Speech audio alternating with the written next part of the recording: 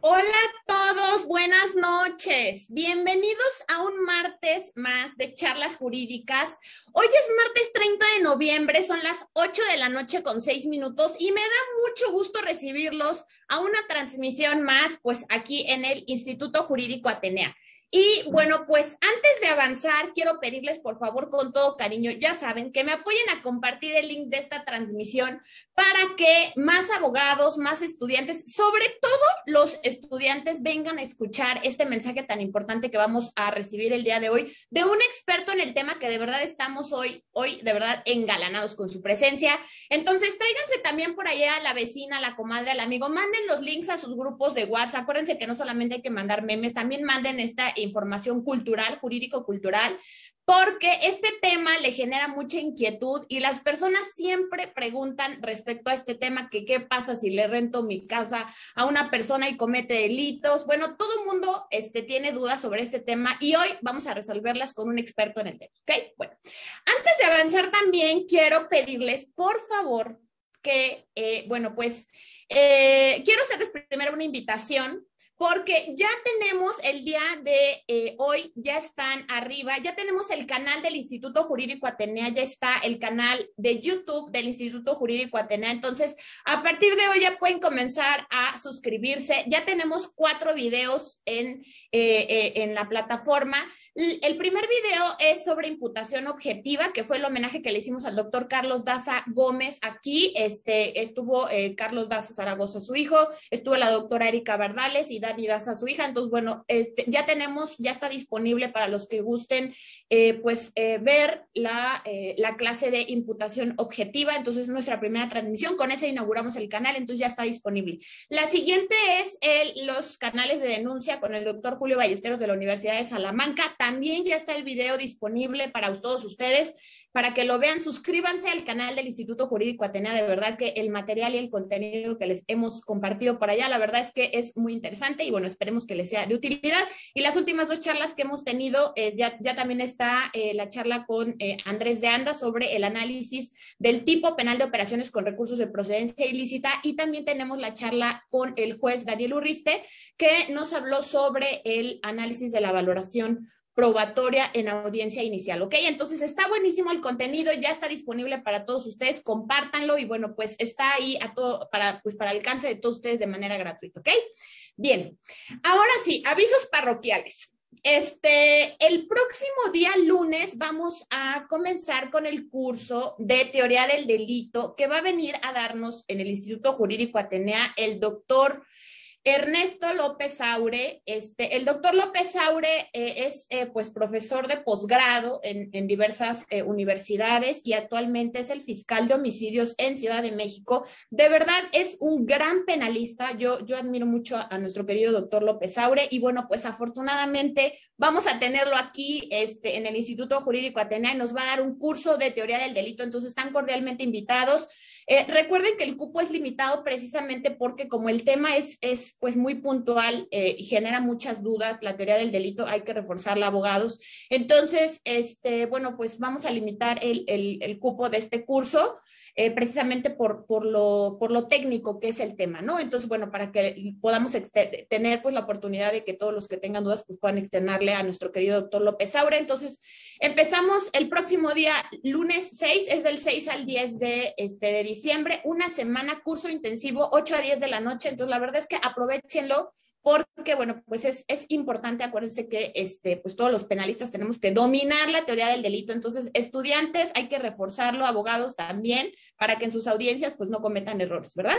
Bien, y precisamente respecto a este tema de el curso, vamos a hacer la siguiente dinámica, que ya por ahí ya lo habíamos anunciado en redes sociales, pero bueno, ahorita les cuento cómo va a ser la cosa. A ver, vamos a dar 2 becas del 100% para el curso de teoría del delito que va a impartir el doctor López Saure el próximo día, que va a ser de lunes a viernes, lunes 6 al viernes 10 de diciembre, de 8 a 10 de la noche.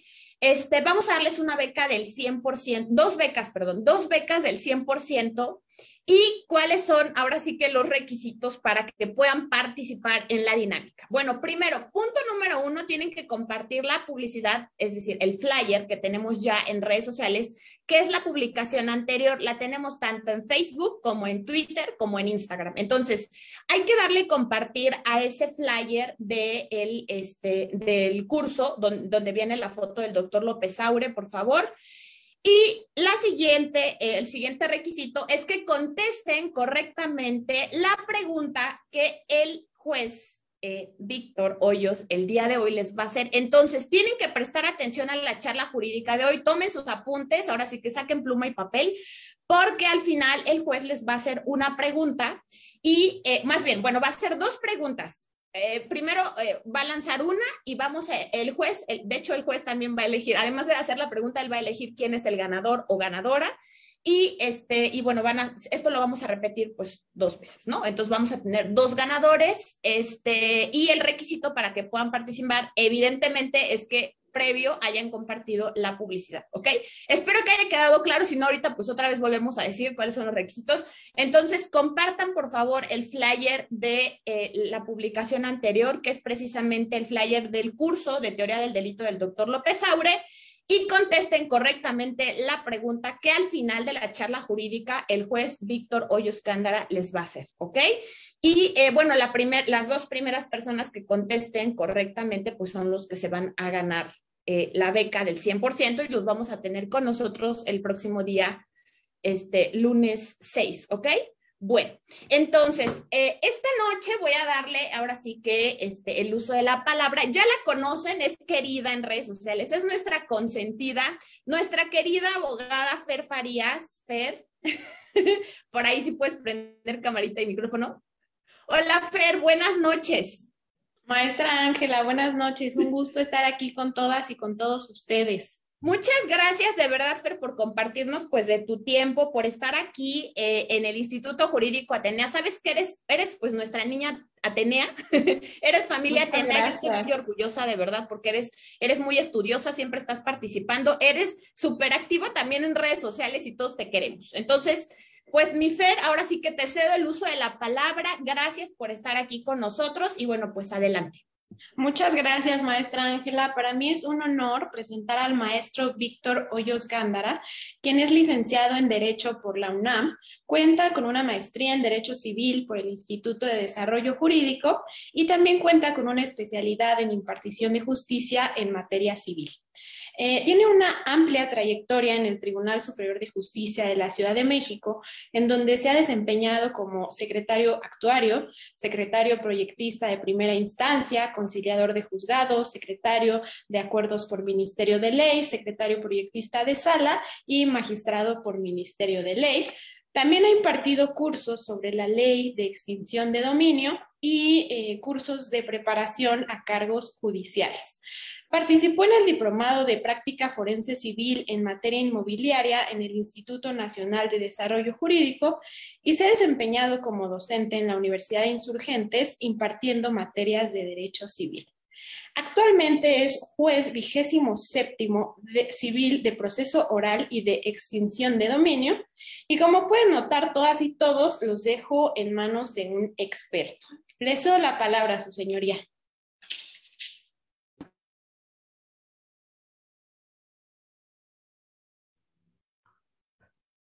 Gracias. Buenas noches a todos.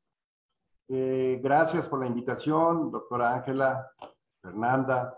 Es para mí un honor, un placer, un gusto poder compartir con ustedes algunas experiencias que hemos tenido a lo largo de la trayectoria profesional, la oportunidad y el privilegio de poder juzgar en esta materia. Siempre yo digo que es un privilegio porque tenemos ese honor de poder y esa decisión de poder decidir en relación con los bienes de los particulares. Entonces, para mí, repito, además del cargo que el Estado me ha otorgado para desempeñar, les agradezco enormemente esta invitación de poder compartir con tu enorme auditorio, algunas experiencias en materia de extinción de dominio. Señoría, muchas gracias de verdad por aceptar la invitación. Y antes de que avance, déjenme les digo a todos los que están siguiendo la transmisión que estamos de verdad, ahora sí que engalanados con la presencia de su señoría, con el invitadazo de lujo de esta noche, porque el juez Víctor Hoyos Gándara, ahí les va, fue el primer juez que llevó, bueno, actualmente hay 2 jueces nada más en Ciudad de México que llevan extinción de dominio, pero el juez que están viendo ustedes es el primero que llevó un procedimiento de extinción de dominio en Ciudad de México. Entonces, estamos con un experto en la materia, así es que de verdad, abogados, aprovechen. Acuérdense que todas las preguntas, dudas, quejas y reclamaciones en el chat de Facebook Live, le vamos a leer a su señoría todos los comentarios, las preguntas, entonces aprovechen, y de verdad, estamos frente al juez que es el primero que llevó este procedimiento, entonces lo conoce de ahora sí que de principio a fin, así es que, señoría, ahora sí que ya no le quito el uso de la palabra, adelante. No, muchas gracias. En efecto, sí tuvimos ese enorme privilegio de haber sido el primer juez en llevar este procedimiento, el haber dictado la primera sentencia de extinción de dominio a nivel nacional, conforme a la nueva Ley Nacional de Extinción de Dominio. Esto implica mucha responsabilidad porque ustedes saben, la ley, bueno, es perfectible y cuando nace la ley, pues hay más dudas que nacen de la interpretación que se haga de la ley. Entonces, eso pues de alguna manera nos da cierto primicia, pues, y la interpretación que se hace a la ley, bueno, pues somos los primeros en hacerlo y es una enorme responsabilidad. Pero, bueno, también provoca o produce muchos privilegios en haber sido el primero en haber llevado un juicio ya con esta prevalencia a la oralidad, como lo dice la propia Ley Nacional de Extinción de Dominio. Pero bueno, vamos a empezar precisamente, bueno, ¿qué es la extinción de dominio? Es lo primero que nos preguntamos. ¿Cómo nace? ¿De dónde deriva? En México, ¿cuándo nace o cuándo la ley lo considera esta figura jurídica? ¿Y para qué nace esta figura jurídica? Tenemos ciertos antecedentes.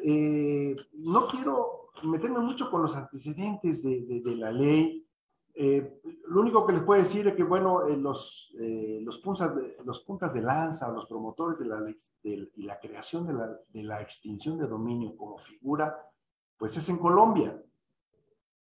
De ahí a nosotros nos llega, y es en el 2008 cuando se sufre la primera reforma en el artículo 22 de la Constitución, esa enorme reforma en materia penal, y ahí dentro de ella se incluye la reforma al artículo 22 y se inserta la figura de la extinción de dominio.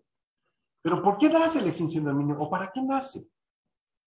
Como exposición de motivos, el Congreso de la Unión pretende dotar de instrumentos o herramientas al ámbito judicial, primero administrativo y después judicial, para proponer esta herramienta o estas herramientas para hacer más eficaz y eficiente el combate a la estructura patrimonial y financiera de la delincuencia. Esa es la premisa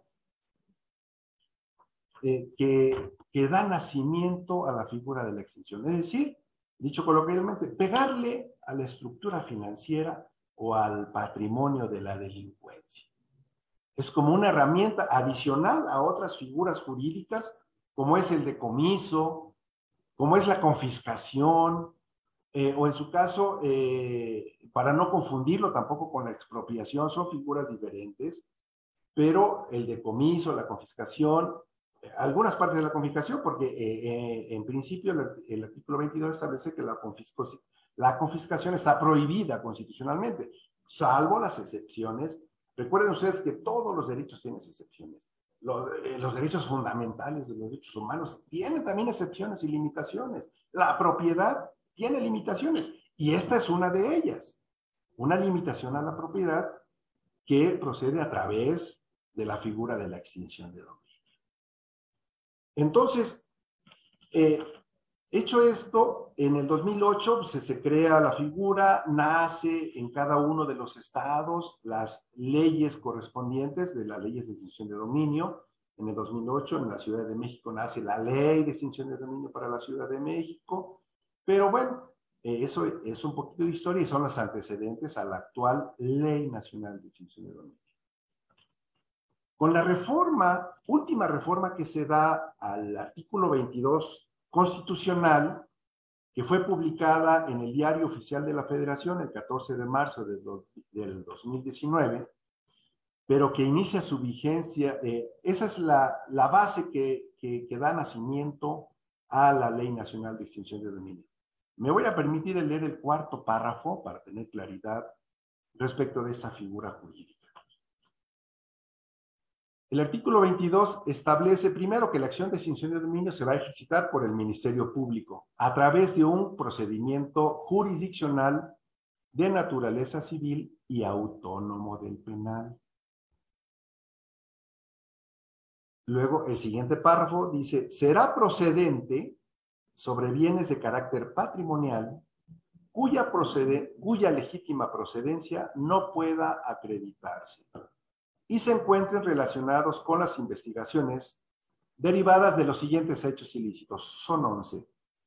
Dice, de los hechos de corrupción, de los hechos de encubrimiento, de los delitos cometidos por servidores públicos, delincuencia organizada, robo de vehículos, recursos de procedencia ilícita, delitos contra la salud, secuestro, extorsión, trata de personas y delitos en materia de hidrocarburos, petrolíferos y petroquímicos, es decir, el huachicoleo, coloquialmente conocido. Son 11 los delitos. Y esos delitos los retoma el artículo 1 de la Ley Nacional de Extinción de Dominio. Y esa es la base y el sustento que da origen a la Ley Nacional de Extinción de Dominio, que inicia su vigencia, que se publica el 9 de agosto de 2019 e inicia vigencia al día siguiente. Es decir, a partir del 10 de agosto del 2019 es vigente la Ley Nacional de Extinción de Dominio. Es la que señala tanto el procedimiento, todas las bases, el destino de los bienes, cómo se va a llevar.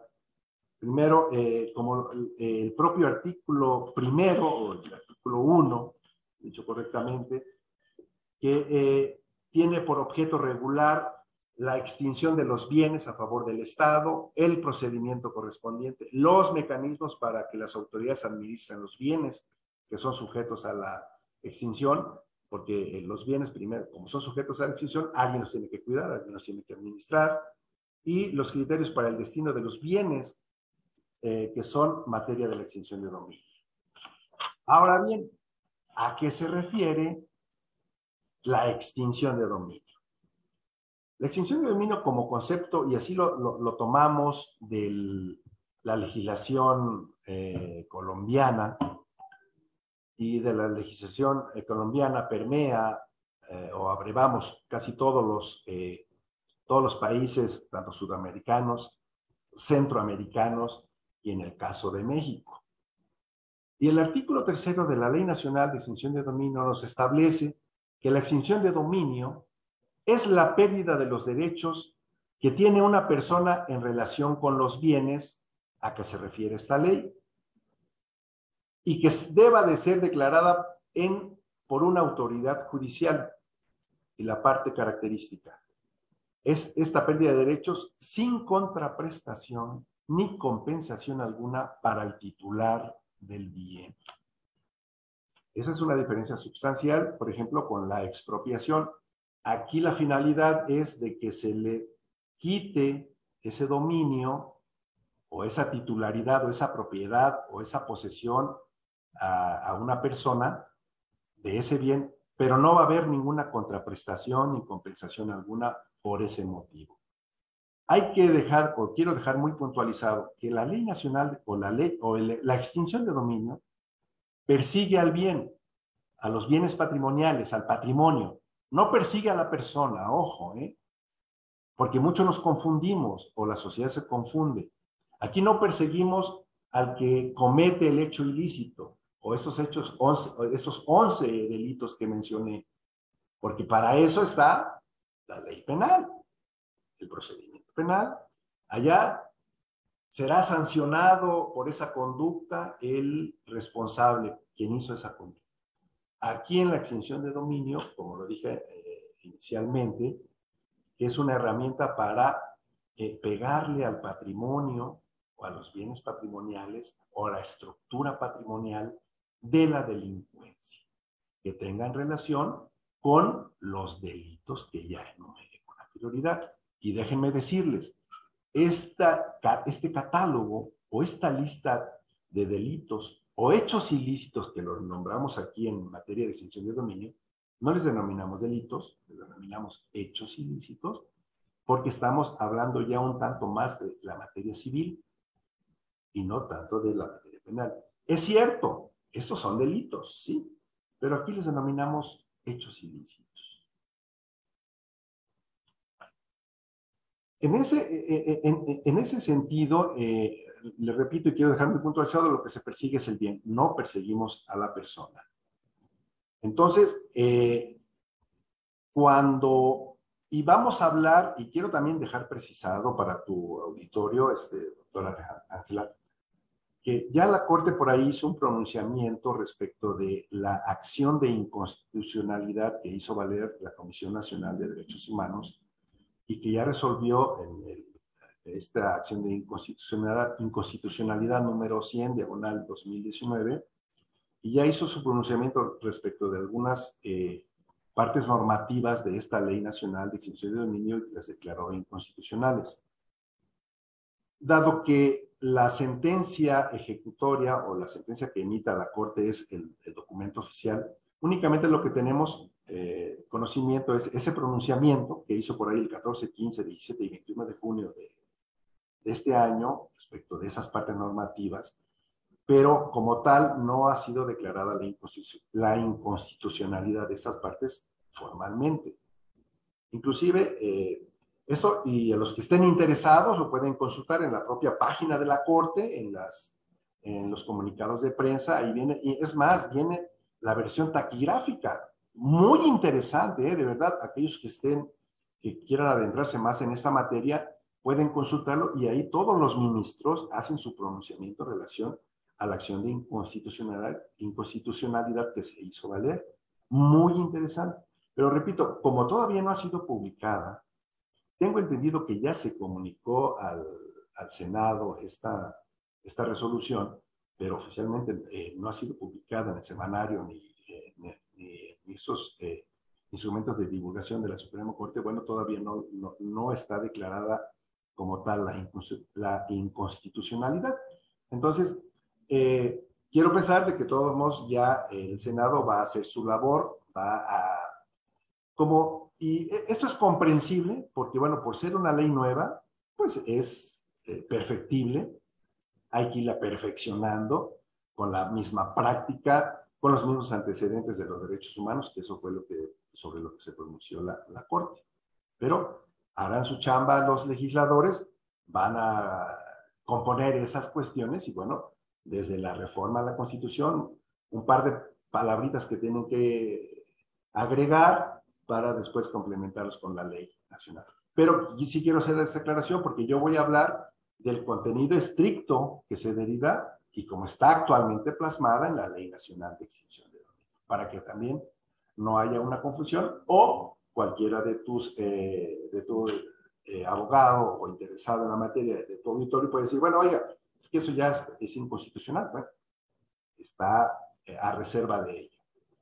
Sería entonces la manera de introducción a qué se refiere la ley o la figura de la extinción de dominio. Como una particularidad de la ley, dice que es prevalentemente oral. Es decir, ya nos estamos alejando en cuanto al procedimiento de extinción de dominio.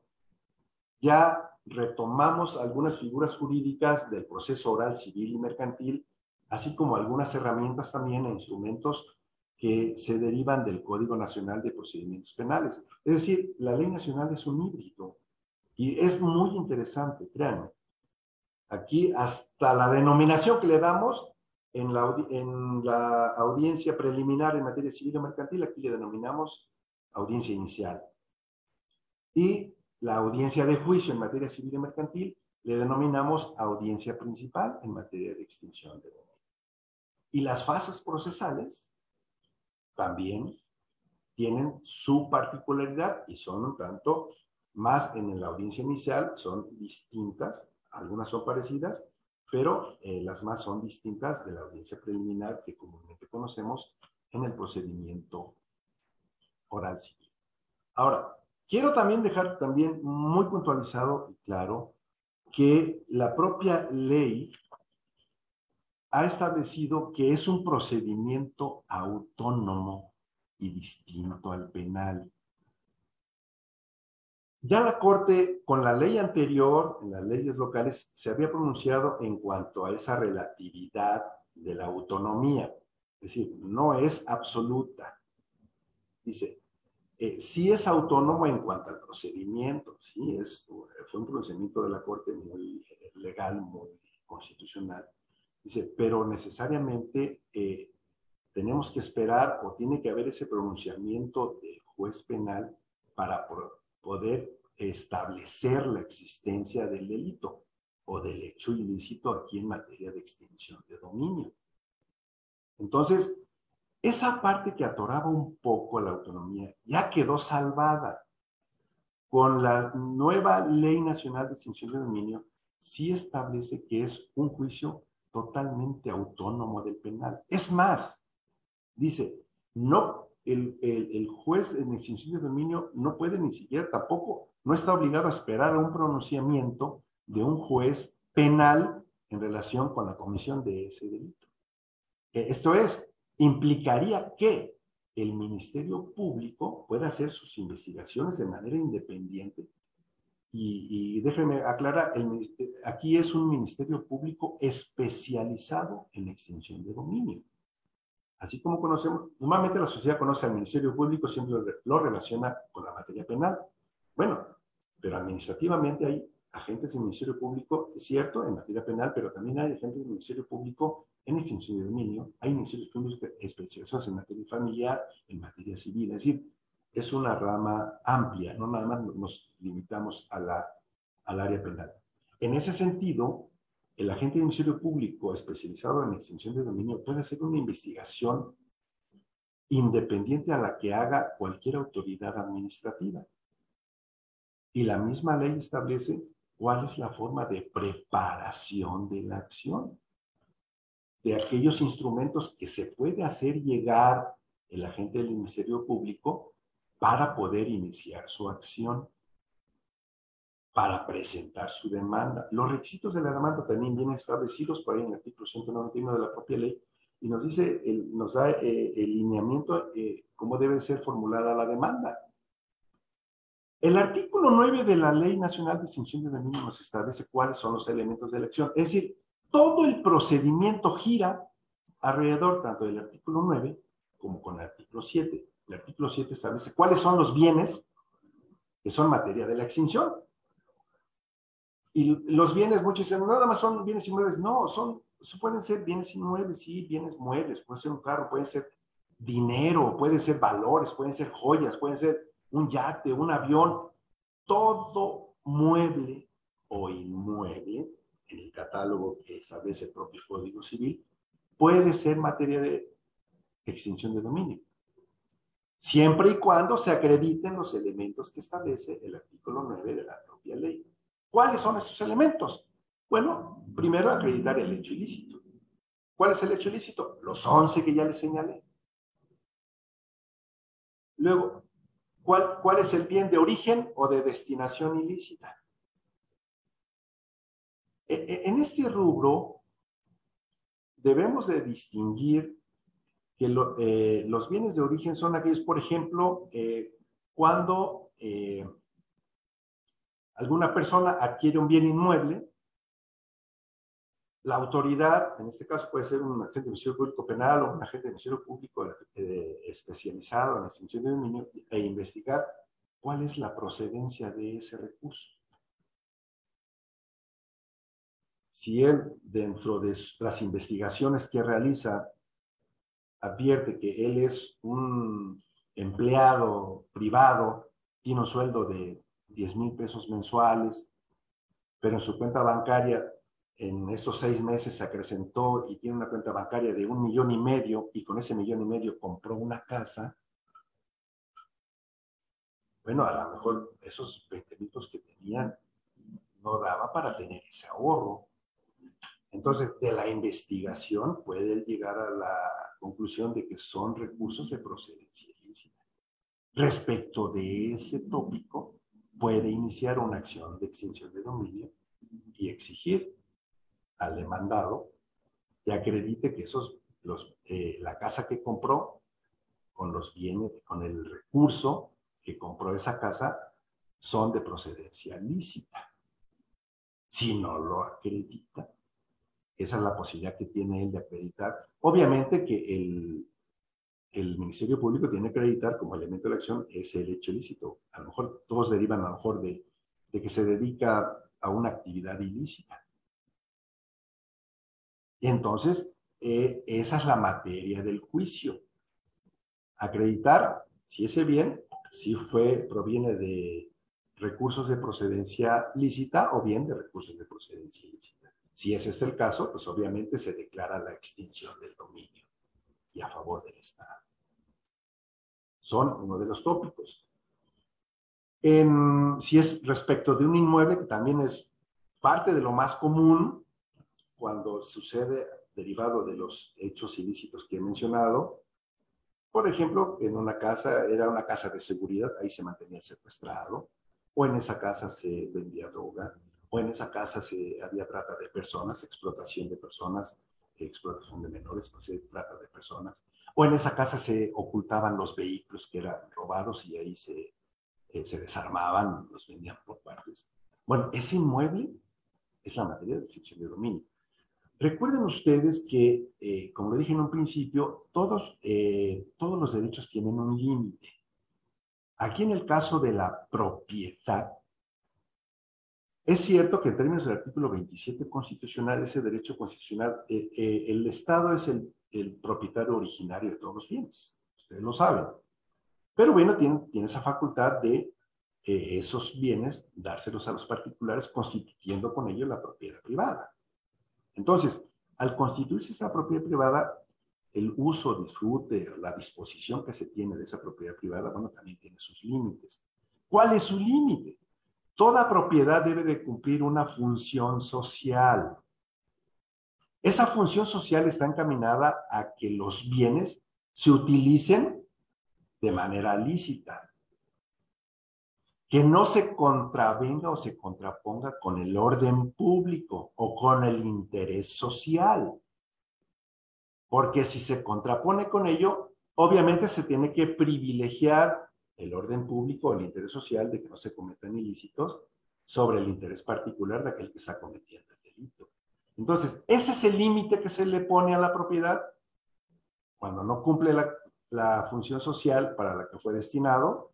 Por ello, entonces, el Estado impone ese límite y le dice, si tú utilizaste ese bien para la comisión de un hecho ilícito, pues a través de un juicio de extinción de dominio, donde se te garantice todas tus derechos procesales, pues al final, si tú no acreditas, o si el Ministerio Público acredita los elementos de la acción y tú no acreditas ninguna de tus excepciones, pues se te va a extinguir ese bien a favor del Estado y sin ninguna contraprestación. El otro elemento de la acción es, el tercer elemento es el nexo causal que hay entre el hecho ilícito y el bien que se utilizó, que es de origen o de destinación ilícita. Tan fácil como, bueno, acreditar de que, bueno, se vendía droga en este inmueble, pues hay ese nexo causal. El último elemento que establece el artículo 9, y que es el más importante y un tanto más complicado para la autoridad o la parte actora, aquí es parte actora, el Ministerio Público,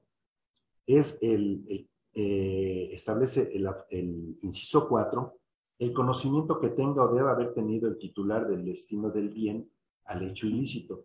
Y esa circunstancia va íntimamente relacionada con el artículo 7, fracción, déjenme decirles puntualmente, la fracción quinta, la que establece que cuando son materia de la extinción de dominio, aquellos bienes que son utilizados para la comisión de hechos ilícitos por un tercero, si el dueño tuvo conocimiento y lo hizo, y no tuvo conocimiento y no lo informó a la autoridad por cualquier medio, o en su caso haya hecho algo para impedir. Ese es el elemento complicado para la acreditación de la acción de extinción de dominio, porque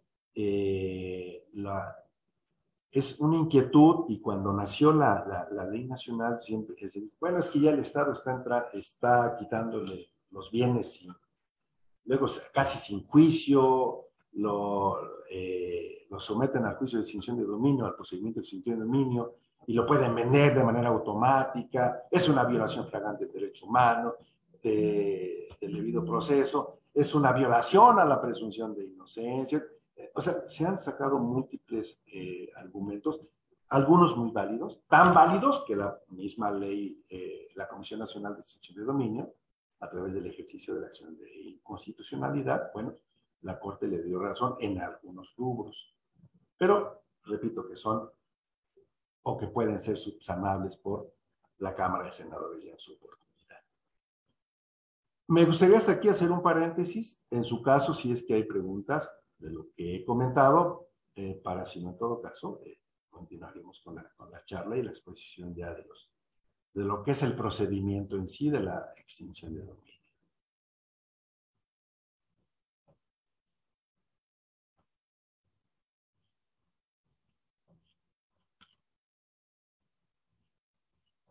Veo que toman nota. Sí, tenemos aquí unas preguntas. Adelante. Nos pregunta José Antonio que en qué fecha se dictó esa primer sentencia. Uy, fue en octubre del 2020. Todavía no se publica en su versión pública, porque vamos aquí por tiempos. Sí tenemos la obligación de expedirla en versión pública, pero vamos por tiempos, por trimestres. Ya esta sentencia ya causó ejecutoria, pero todavía no ha sido publicado. En su oportunidad, bueno, se tendrá que publicar su versión pública de esa sentencia. Si no me recuerdo, estoy seguro que fue en octubre de 2020, no recuerdo el día exacto, fue por ahí en la segunda quincena de ese mes. También nos pregunta Jesús Alejandro Trujillo que a los cuántos años prescribe la acción de extinción de dominio. Bien, el artículo 11 de la Ley Nacional de Extinción de Dominio establece lo siguiente. Aquí hay que distinguir entre la caducidad, la prescripción de la acción. El artículo 11 establece que la acción de extinción de dominio es imprescriptible en el caso de los bienes de origen ilícito. Es imprescriptible. Aquí hago un pequeño paréntesis. La Corte en esa parte dijo, bueno, sí es inconstitucional porque debes de fijar un límite. Entonces, están en eso. Pero lo que actualmente establece la ley, y existe, y así también lo determinó al finalizar esa sesión la Corte, existe la presunción de la legalidad de la ley. Entonces, nos ceñimos al contenido de la misma. Repito, entonces, cuando son bienes de origen ilícito, son únicamente dos cuestiones, y quiero en ese sentido, si se les quede en mente a los oyentes, son respecto de bienes de origen ilícito o bienes de destinación ilícita. Son los únicos dos aspectos de los bienes que persigue la ley de extinción de dominio. Cuando se trata de bienes de origen ilícito, como el ejemplo que les ponía de aquella persona que de manera inusual acrecentó su patrimonio, son origen, con eso adquirió una casa, bueno, son bienes que se adquieren con productos con recursos de procedencia ilícita. Esos comprenden los hechos ilícitos de origen, y esos entonces son imprescriptibles, no hay término. Cuando se trata de bienes de destinación ilícita, el mismo artículo establece que la ley establece que son 20 años para los bienes de destinación ilícita, es decir, aquellos bienes que son utilizados como instrumento para la comisión de esos hechos ilícitos. Como les decía, ahí se vende droga, bueno, ese es el instrumento del delito. Respecto de ese bien, su acción debe ejercerse hasta los 20 años. Y ojo, aquí el juez de oficio no puede analizar la prescripción, debe de hacerse valer a través de una excepción del que interponga el demandado. Eso es en cuanto a la prescripción. Y en cuanto a la caducidad, el mismo artículo habla de que van a caducar las acciones a los 10 años a partir de que se forme la carpeta administrativa, es decir, cuando el agente del Ministerio Público Penal le haga del conocimiento al Ministerio, cuando el Ministerio Público Penal le haga del conocimiento al agente del Ministerio Público especializado en extinción de dominio la existencia de ese bien que es susceptible de extinción de dominio. Ahí hablamos de caducidad y el mismo artículo habla del plazo de 10 años caducaría la acción una vez de que se tiene conocimiento de esta circunstancia. Puede también, en su caso, abreviarse el plazo o una vez iniciada la acción, puede el Ministerio Público desistirse de la misma, también como figura civil también existe. Muchos hablaban de que, bueno, es que en materia penal hay el procedimiento abreviado. Bueno, en la extinción de dominio no la hay. La única forma de concluir de manera anticipada pues, sería esa, la de el desistimiento de la acción por parte del Ministerio Público, o bien asumiendo la conducta del demandado de allanarse a la demanda, también se abrevia porque se presenta la demanda, se contesta la demanda si el demandado se allana, es decir, asume o reconoce las prestaciones que le está reclamando el Ministerio Público y las ratifica ante la presencia judicial. Hecho lo anterior, se cita para sentencia. Entonces, se abrevia, sí, en ese sentido, el procedimiento. Pero son las dos únicas causas por las que puede darse esa circunstancia.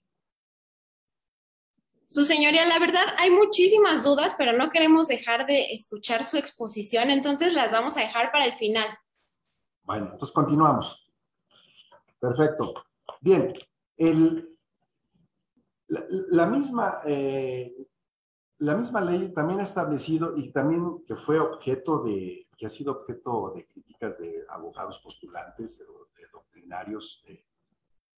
El artículo 15 establece sobre la presunción de buena fe. Es un punto toral también de la ley de extinción de dominio. Como ustedes saben, o tu auditorio sabe, o en su caso aquellos que no sean avanzados en el derecho, la misma ley establece que la buena fe siempre se presume, sí, porque es lo ordinario. Y todos partimos de esa premisa, de que hay buena fe de las partes. Y por ser lo ordinario, pues eso no se puede o no se debe de probar, como que se le exime de esa responsabilidad de prueba. Y la misma, la doctrina y la legislación civil establece de que lo extraordinario o la mala fe, es lo contrario a la buena fe. Si el Ministerio Público alega que la parte demandada se conduce con mala fe o se condujo con mala fe, esa circunstancia es la que se tiene que probar. Y de hecho, en todos los juicios así asume esa carga procesal el agente del Ministerio Público. Sin embargo, la ley nacional ha establecido que para que exista esa presunción de buena fe para el demandado, le impone la carga procesal de acreditar, y dice la ley, acreditar fehacientemente,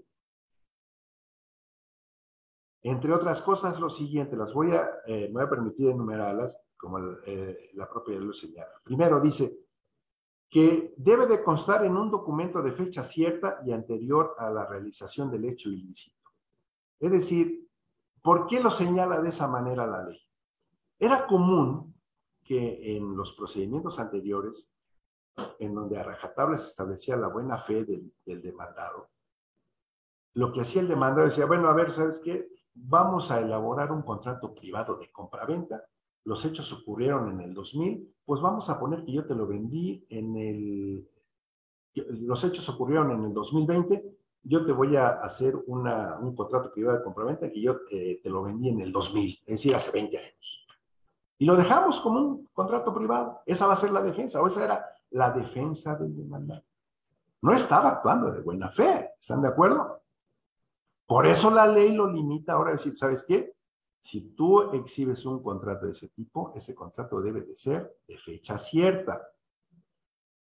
Los estudiosos en derecho, los abogados saben cuándo un documento adquiere fecha cierta. ¿Y cuándo adquiere fecha cierta? Bueno, cuando ese documento fue presentado ante un fedatario, cuando ese documento fue presentado ante el registro público, o cuando muere alguno de los contratantes. ¿Por qué? Porque se puso, bueno, si ya murió y si ya lo firmó, bueno, pues, en ese momento ya adquiere certeza de la existencia de ese contrato. ¿Qué hacían también como estrategia para la defensa de los intereses del demandado, los abogados? Pues, ¿sabes qué? Hazte un contrato de arrendamiento, le ponemos que ha estado rentando desde hace 5 años y pues ya tengo ganada la presunción de buena fe. Así era. Pero se abusaba de esa figura, siendo honestos. Ahora entonces lo que exige, como dice la siguiente fracción, dice que oportuna y debidamente se pagaron los impuestos y contribuciones causados por los hechos jurídicos de los cuales se funde su buena fe. Bueno, si celebraste un contrato de arrendamiento, pues tenías que haberlo registrado ante la oficina recaudadora porque tienes que pagar un impuesto, ¿no? Y si dices que lo celebraste en el 2015, pues a partir de esa fecha, pues acredita que lo registraste y que tú pagaste los impuestos correspondientes. Si lo hiciste así, tienes ganada esa presunción de buena fe. No trates entonces de sorprender con esos actos jurídicos, porque inclusive hasta se trata de un fraude procesal. Mucho ojo. Entonces, la ley ha limitado estas actuaciones de la presunción de buena fe a los demandados. Algunos tratadistas, reitero, se han opuesto a esa circunstancia porque dicen, bueno, ¿por qué me vas a obligar a una cuestión adicional? Si yo tenía la buena fe, se presume. Si la parte actora dice que soy de mala fe, pues él tiene que probar que yo actué de mala fe. Pues en ese sentido también se le facilita al Ministerio Público. ¿Sabes qué? Dices que lo vendiste, a ver, no, lo tienes que haber registrado. Bueno, si rentaste lo tienes que haber registrado. Si lo vendiste, bueno, ¿cómo sé yo que que desde esa fecha lo vendiste? Para ello, en todo caso, tienes que haberlo presentado ante un notario público. No para celebrar el acto, sino más para que el Ministerio Público haga constar que en esa fecha fue presentado ese documento y él da fe de que lo tuvo a la vista y punto. Yo entiendo, reconozco esa situación que prácticamente en todo el país, a veces cuando se adquiere un bien inmueble y justamente o se tiene para pagar el precio total del bien, y celebramos un contrato privado. No nos alcanza para ir con un notario para elevar escritura pública ese documento. Pues, también los honorarios son representativos de lo que cobran los notarios. Entonces, cuando apenas nos alcanza para comprar un bien que a veces lo compramos, damos un anticipo y le vamos dando ahí en mensualidades, o a lo mejor esperamos el aguinaldo, las utilidades, pues se nos alarga el tiempo y acabamos de pagar, ya respiramos, bueno, ahora me hace falta esto y ahí dejo el contrato privado de compraventa. Es cierto de que yo tengo expedita la acción, inclusive el otorgamiento y firma de esa escritura, como establece por ahí el artículo 27 del Código de Procedimientos Civiles, bueno, tengo expedita ese derecho. Pero, ¿qué sucede si en ese ínter se comete un hecho ilícito en ese bien que es de mi propiedad?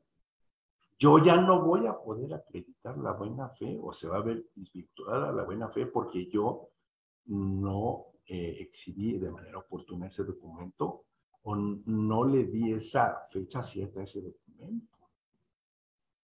Entonces, estas circunstancias derivan precisamente de todos los actos o de todas esas estrategias que se implementaban y que en ese sentido el poder reformador, el poder legislativo, virtió en la ley de extinción de dominio estas circunstancias para limitar estas cuestiones que, pues, a lo mejor hasta de manera indebida se hacía el demandado. Ahora, quiero pensar, quien realmente actúa de buena fe, pues puede tener los documentos y no habría ningún problema. Ahora, si de todos esos a lo mejor falta uno, esas circunstancias pueden ser valoradas de manera conjunta por el juzgador. Es decir, bueno, te faltó eso, bueno, pero si cumpliste con todos ellos, nada más te faltó eso, bueno, sería hasta un tanto ilógico obligarle a que por esa razón pues ya pierda su buena fe. Entonces, todas esas conductas que se asumen, pues, traen consecuencias jurídicas. Hay más elementos que establece el artículo 15, ¿no? Los más importantes o los que más en la práctica profesional, en la práctica cotidiana de los juicios es lo que más se presenta. Establece también que el bien susceptible de la extinción de dominio fue adquirido en forma lícita. Pues ese es el elemento de la acción fundamental. Tienes que acreditar que el bien lo adquiriste en forma ilícita.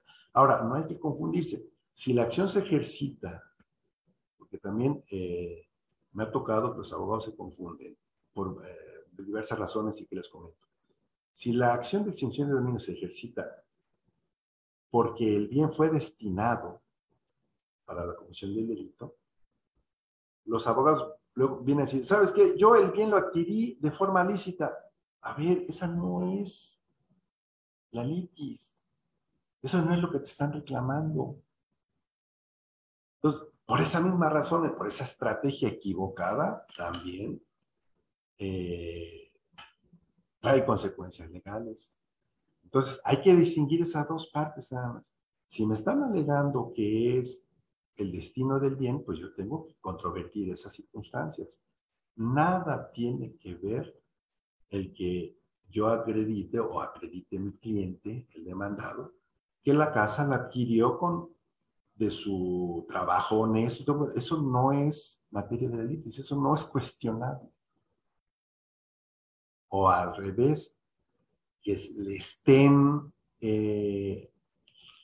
como la causa de pedir se derive de que ese bien se compró con recursos de procedencia ilícita y el demandado conteste, no, pues ese no lo utilicé para cometer algún delito. Pues, ahora, muchos también, y eso es muy importante que quede establecido para todo el auditorio que lo está viendo, a veces nos confundimos con que si en el proceso penal el responsable es absuelto del delito, el abogado dice, pues como no se acreditó el cuerpo del delito con Pedro Pérez, entonces con esa absolución se la presento al juez en extinción de dominio y le digo, oye juez, ¿sabes qué? No está acreditado el cuerpo del delito para Pedro Pérez. Por lo tanto, sobresella el juicio o no hay hecho ilícito. No lo hay, porque no se acreditó el cuerpo del delito. A ver, ojo, no se acreditó el hecho, o sea, no fue Pedro Pérez, a lo mejor fue Juan, pero de que el hecho ilícito existió, si no cabe la menor duda de que, por ejemplo, en esa casa estuvo el secuestrado, quien lo haya hecho no nos interesa a nosotros en la materia de extinción de dominio. Repito, eso le toca en el procedimiento penal, al juez penal. A nosotros nada más nos interesa que en ese inmueble se mantuvo el secuestrado, porque el secuestrado se escapó, se liberó y fue a dar parte a la autoridad y ahí llegó la orden de cateo y ahí agarraron a unos y unos se escaparon, después se confundieron y llevaron a otro. Bueno, eso ya es una diversa cuestión. Aquí lo que se tiene que evitar nada más es la existencia de ese hecho ilícito. De ahí la autonomía total y absoluta que hay del procedimiento penal con el procedimiento de extinción de dominio. Por eso la sociedad a veces se confunde con esa circunstancia. Son cosas diferentes. Algo que sí debo de hacer notar es del catálogo que vimos, que les enumeré de los 11 delitos, es cierto que sí. Por ejemplo, la trata de personas se reclasifica al lenocinio. Ahí sí ya tenemos un elemento substancial que sí trasciende en materia de extinción de dominio. Si el lenocinio no está dentro del catálogo que en forma limitativa establece el artículo 22 constitucional, si no está el lenocinio y si es el lenocinio el que se cometió, entonces ya no se podría acreditar el primer elemento de la acción. Ahí es una cuestión diversa. Y sí debo de precisar, y por eso lo dije, que son los 11 hechos ilícitos que en forma limitativa, no es en forma enunciativa. Solamente son esos los 11 delitos. A diferencia, por ejemplo, de Colombia, de Perú, que allá de cualquier hecho ilícito que se deriven los recursos de procedencia ilícita o que se destine para la comisión de cualquier delito, es sujeto a extinción de dominio. México todavía estamos, como diciendo, avanzando en esa circunstancia. Déjenme decirles que primero eran 5 delitos nada más, antes de esta última reforma. A partir de esa reforma ya son 11 delitos. Es decir, creo que vamos avanzando en la diversa o en el abanico de los hechos ilícitos que se deban de considerar para la pérdida de esos derechos. Entonces, ese es también de trascendental importancia. Ahora, la misma ley establece también, como es nacional, es decir, esta ley ya abrogó tanto la ley federal de extinción de dominio, abrogó las leyes locales, cada uno de los estados tenía su propia ley en materia de extinción de dominio. Es más, en la actualidad, todavía hay 8 jueces también en extinción de dominio que conocen todavía del procedimiento anterior. Los jueces 1, 2, 4, 6, 7, 8, 9 y 10 de primera instancia, de proceso oral, de proceso escrito, claro. Todavía ellos continúan conociendo, porque así lo establece en los transitorios la Ley Nacional de Extinción de Dominio, que hasta antes del 9 de agosto del 2019, todos esos procedimientos que iniciaron con la ley anterior se iban a continuar con ese procedimiento y lo iba a resolver el juez que ya tenía conocimiento. Y a partir del 10 de agosto de 2019, con el nacimiento y vigencia de la Ley Nacional de Extinción de Dominio, tenemos conocimiento, por eso se extinguieron, yo anteriormente era juez tercero civil de extinción de dominio, se extinguió ese juzgado para convertirse en juzgado 27 oral de extinción de dominio. Y nos convertimos, o el Consejo de la Judicatura nos dio esta competencia para conocer en materia de extinción de dominio, porque debe de ser un juez especializado, porque actualmente ya en este procedimiento es prevalentemente oral. Es decir, la etapa postulatoria es el escrito inicial de demanda, la contestación de la demanda, y a partir de ahí se cierra todo el proceso escrito. Sí hay algunas promociones todavía que se acuerdan, porque aquí, déjenme decirles que en materia de extinción de dominio se decretan medidas cautelares. Las medidas cautelares son como las medidas provisionales, que en materia civil o materia mercantil se decretan. Pero aquí tienen esa particularidad. Las medidas cautelares se decretan para el aseguramiento material del bien y el aseguramiento jurídico del bien, así como la prohibición para enajenar, gravar, hipotecar, rentar o disponer del bien. Esas son las medidas cautelares. Y esas medidas cautelares, si es un bien inmueble, se inscribe en el registro público de la propiedad. Si es un automóvil, se inscribe o se da aviso a la Secretaría de Movilidad para que no haya ningún gravamen o algún movimiento respecto de esos bienes. A eso es el aseguramiento. Entonces, todas esas cuestiones, pues, se siguen haciendo los trámites en el Inter, en que se notifique inclusive a todos los demandados, porque déjenme decirles, el demandado es el titular registral. El afectado puede ser el poseedor. A lo mejor ya el titular registral no es el propietario ya, sino que él a lo mejor ya lo vendió y se quedó ahí en un contrato privado que no se inscribió en el registro público de la propiedad, y el que lo está poseyendo pues es el afectado. A él también se le llaman a los dos. Asimismo se les llama a las víctimas y a los ofendidos, de aquellos que crean tener algún derecho o que del hecho ilícito trascendió a su esfera jurídica, y ellos se les llama para que comparezcan a juicio y deduzcan su derecho y puedan reclamar en su caso una indemnización por el daño que se le provocó la comisión de ese hecho ilícito. Y ese daño o ese recurso, ese numerario, se va a obtener en su caso de la venta del bien, que es materia de extinción. Así. Entonces decíamos, la etapa postulatoria comprende todas estas. Una vez de que se ya contestaron todos. Además, quiero aclarar, también se publican edictos. Y se publican edictos para que tenga conocimiento. Cualquiera que tenga interés en concurrir al juicio o deducir algún derecho, pues a través del edicto pueda hacerse conocedor del mismo y pueda respetarse ese derecho de audiencia. Una vez cerrado toda esta fase postulatoria, iniciamos con las audiencias orales.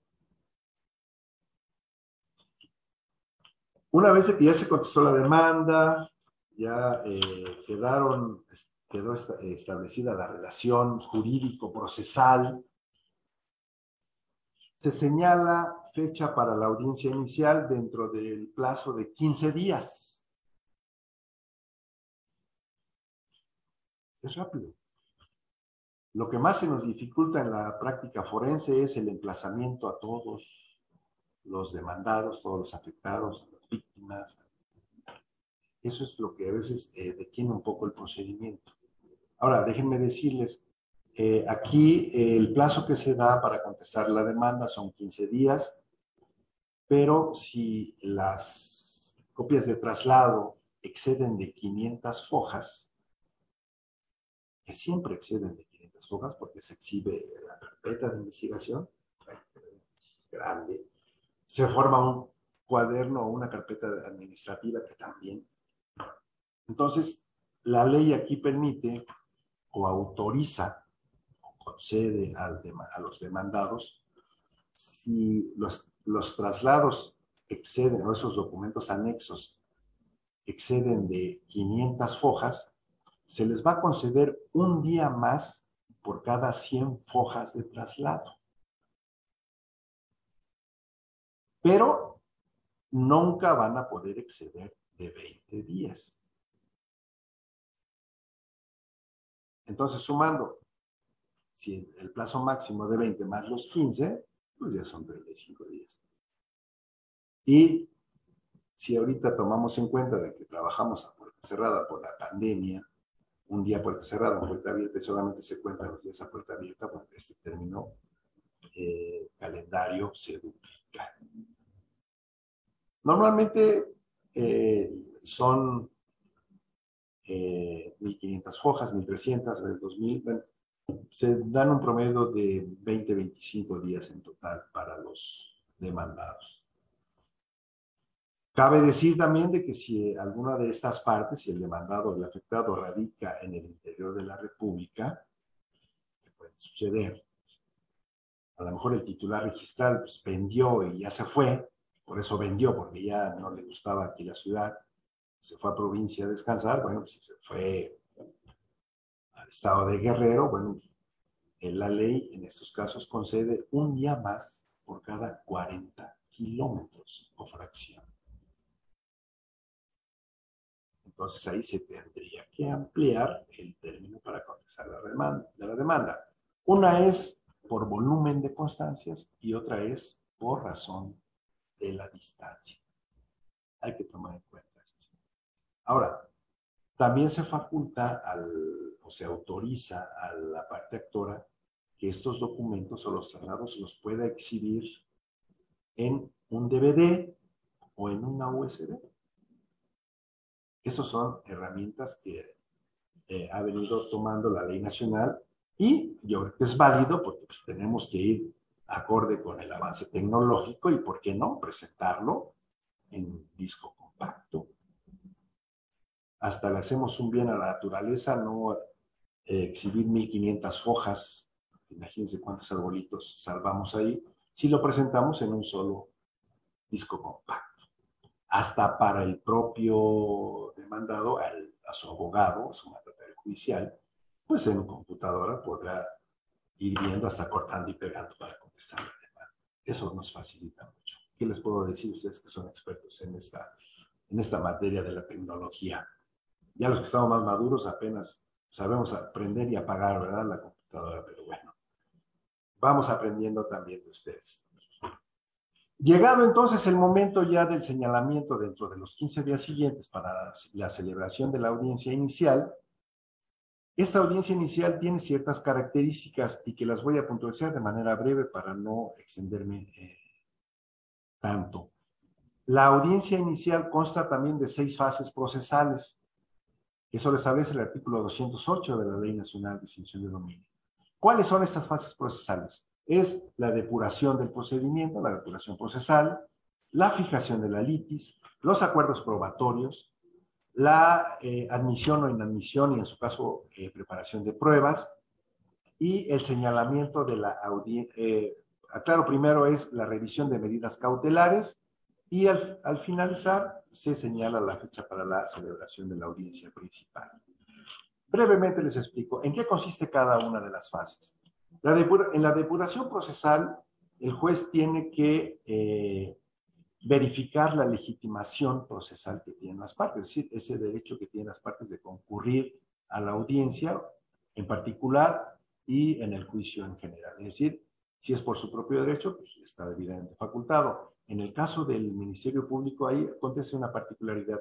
La misma ley dice, se presume que él es Ministerio Público por la simple presentación de la demanda. Es un poquito excesiva esa circunstancia, porque en materia civil, como ustedes saben, en materia civil y en materia mercantil, en materia civil, que es lo más parecido a la ley nacional, siempre se tiene que acreditar la personalidad si alguien va en representación de otro. En este caso, el Ministerio Público pues, tiene que acreditar esa calidad que tiene, ¿cierto? Entonces, la ley lo exime de eso. Sin embargo, en la práctica aquí procesal, siempre, desde que yo he admitido las demandas, los ministerios públicos siempre acreditan su personalidad con el nombramiento que tienen por parte de la Procuraduría. Asimismo, se analizan si hay algunas excepciones procesales. Las excepciones procesales que establece la Ley Nacional de Extinción de Dominio son la incompetencia, la conexidad, la conexidad y la litispendencia. Como ustedes saben, la incompetencia no la resuelve el juez, sino que eso la tiene que resolver la sala del tribunal para poder establecer si se cumplen con los requisitos que establece el artículo 17 de la Ley Nacional, así como la ley orgánica que faculta al juez en materia de extinción de dominio. Son entonces, si se hacen valer excepciones procesales, ahí yo podría establecer que no es limitativo, sino que nada más es enunciativo, porque no se le puede prohibir o dejar de admitir alguna otra excepción procesal que pueda hacer valer la parte demandada. No sé, puede ser a lo mejor una cosa juzgada, a lo mejor se le fue por ahí a la parte actora, que ese juicio ya se había iniciado en otro. Déjenme decirles, aquí me dice, como ya la ley nacional puede suceder de que a lo mejor el delito, por ejemplo, un delito aquí se levantó una persona, se tuvo en Morelos el secuestrado, ahí en una casa de seguridad, después lo andaban siguiendo y se fueron a Michoacán. Entonces, hay una concurrencia de la competencia territorial. En este caso puede conocer un juez de Michoacán, un juez de Morelos o un juez de la Ciudad de México. En ese sentido ya también la Fiscalía se han puesto de acuerdo, tienen ellos un listado pues para hacer del conocimiento quién ya inició un procedimiento respecto de esos bienes, precisamente para no duplicar procedimientos o en su caso que se haga precisamente la excepción ya sea de cosa juzgada, pero puede suceder de que haya conexidad o litispendencia porque ya se haya iniciado en otro estado este mismo procedimiento respecto de ese mismo bien. Hasta la fecha yo no he tenido conocimiento de ellos porque creo que sí ha habido mucha coordinación con las fiscalías. La segunda fase es la fijación de litis. Aquí el juez tiene una participación más activa. Es el juez el que precisa de manera sucinta cuáles son la causa de pedido de la parte actora, es decir, los hechos de manera general, cuáles son los hechos que funda su pretensión, asimismo hace ver las excepciones y defensas que se plantean. ¿Para qué efecto? Para fijar la litis. Una vez de que se fija la litis, bueno, ahí mismo se plantean cuáles son los hechos no controvertidos y en su caso se fijan los hechos controvertidos.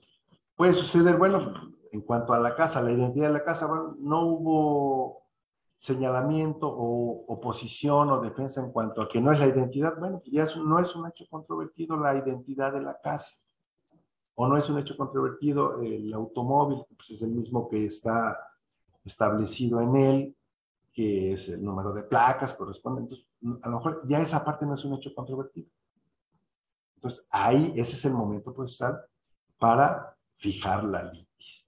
Una vez fijada la litis, ustedes saben, eso ya es la materia de la controversia y que son las pruebas que se van a desahogar para, precisamente, resolver la controversia.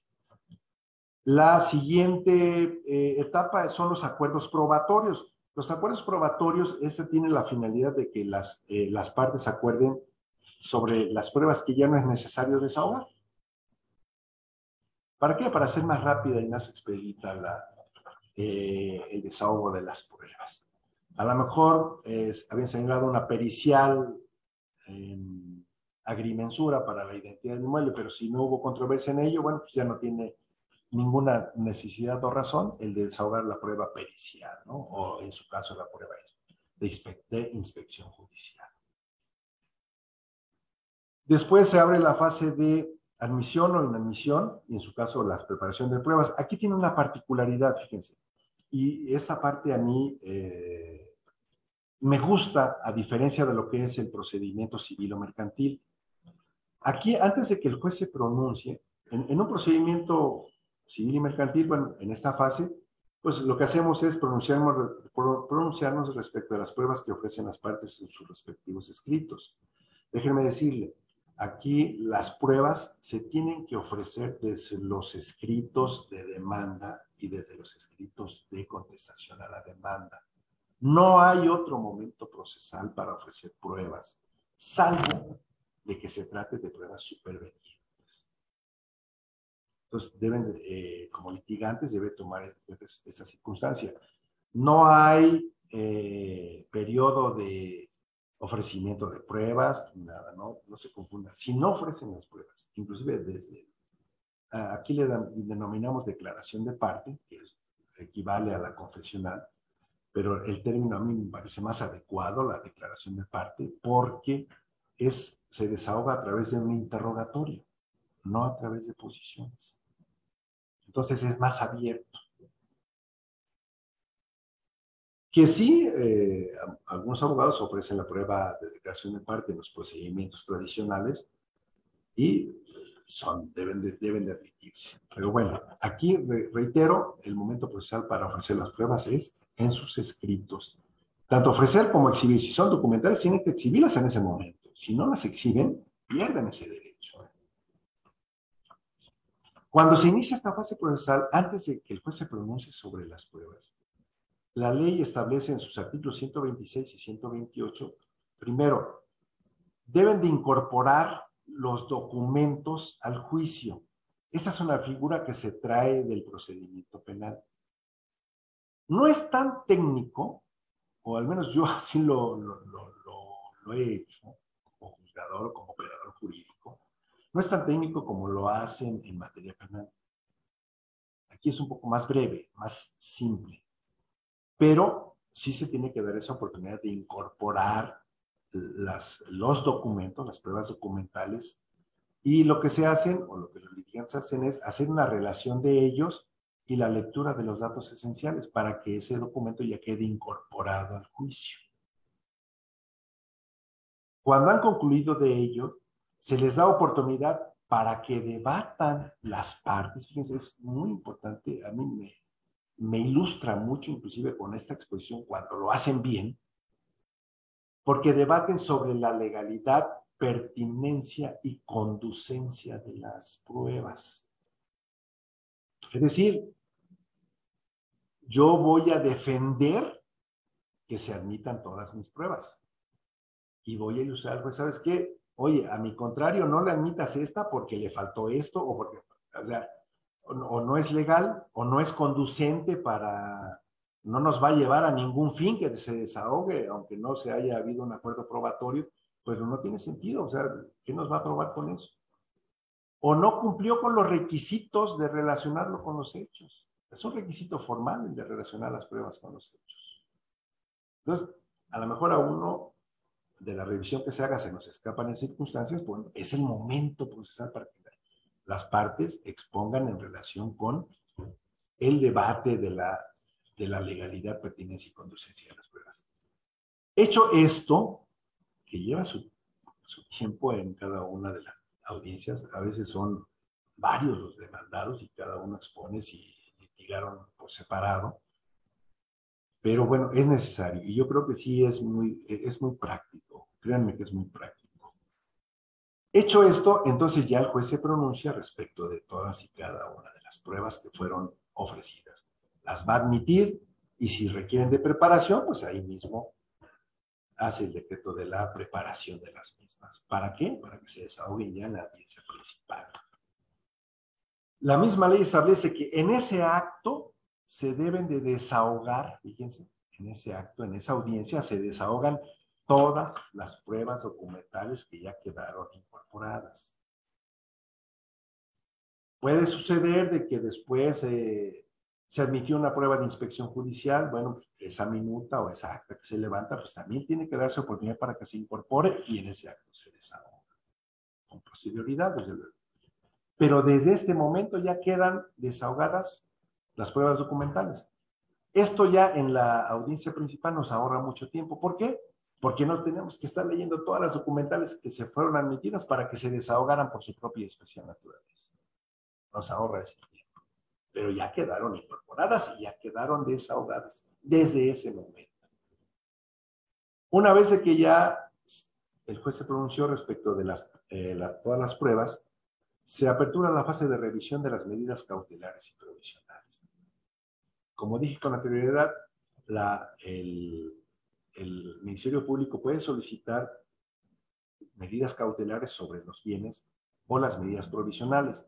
Las medidas cautelares siempre consisten en el aseguramiento del bien, el aseguramiento material, es decir, que se nombre un depositario para que cuide el bien que es materia de la extinción. Es dinero, si es joyas, son valores o es una casa. Entonces se nombra un depositario con las responsabilidades que asume el depositario respecto de ese bien. Y en ese momento entonces se da el uso de la voz para que se manifiesten respecto de las medidas cautelares sin que se prejuzgue sobre la legalidad de las mismas.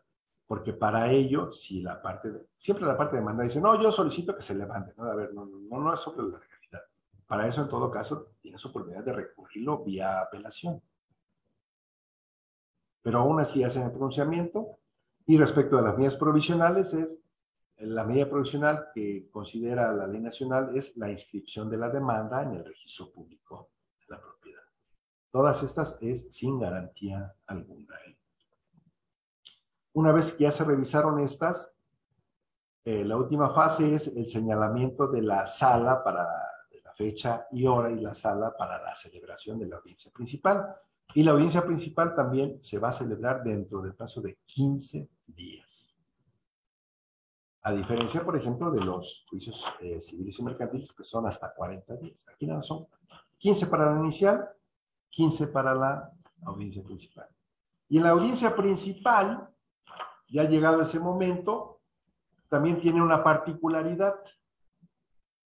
Cuando iniciamos la audiencia principal, como establece el artículo 209 de la Ley Nacional de Extinción de Dominio, tiene una particularidad. ¿Cuál es esta? En términos del artículo 210, se le da la oportunidad a las partes para que formulen sus alegatos de inicio, es decir, su teoría del caso. Y esta figura, como ustedes saben, la estamos abrevando del procedimiento penal. También es ilustrativo, pero si lo saben aprovechar las partes. En este sentido, es decir, para que proporcionen los elementos fácticos, los elementos jurídicos y los elementos probatorios. Es decir, a ver, juez, este hecho yo lo voy a acreditar con estas pruebas. Este hecho con esta prueba. Muchos se confunden y piensan que es un alegato de ejecución. No, es el alegato de inicio. La presentación de su teoría del caso. Una vez de que cada una de las partes formula su teoría del caso, su alegato de inicio, se procede al desahogo de las pruebas.